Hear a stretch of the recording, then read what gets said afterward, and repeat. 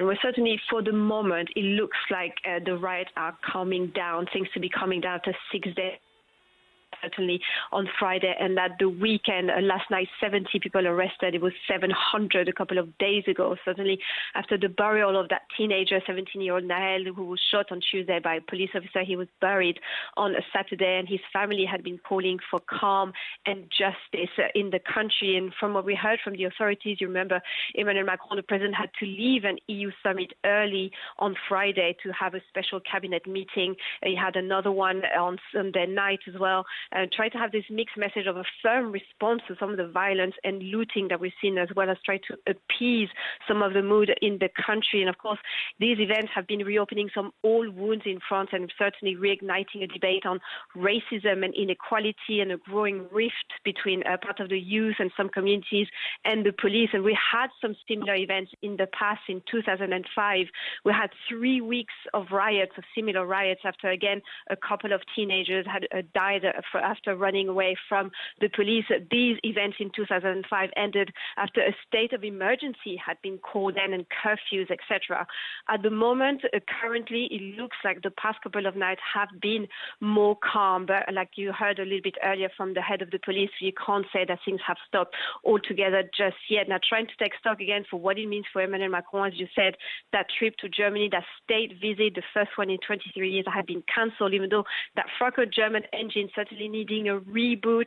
They were hoping that this would help Scholz and Macron kind of try to iron out some of the differences that they had on European defense, on energy, etc., etc. Remember earlier this year, a joint cabinet meeting had been cancelled because they just couldn't come on to joint views on a lot of these topics. So then it had been postponed.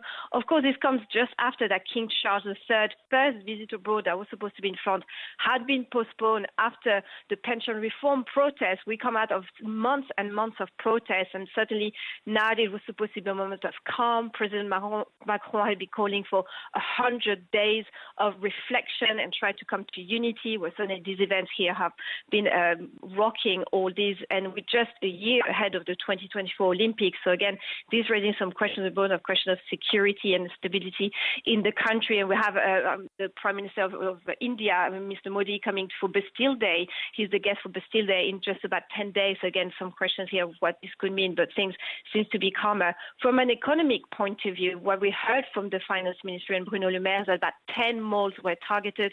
200 supermarkets had been put fire to or been looted.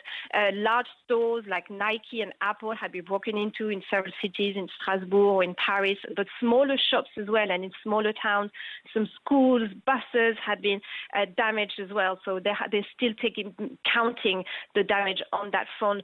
From what we heard from a head of a hotel industry group, he said they're starting to see some cancellations. Of course, this summer was expected to be a record year for France and for tourism after post-COVID phase where things had gone down. A huge importance, of course, of tourism for the French economy. That head of the hotel industry saying they're starting to see some cancellations. A couple of large concerts in stadiums had to be cancelled at the weekend.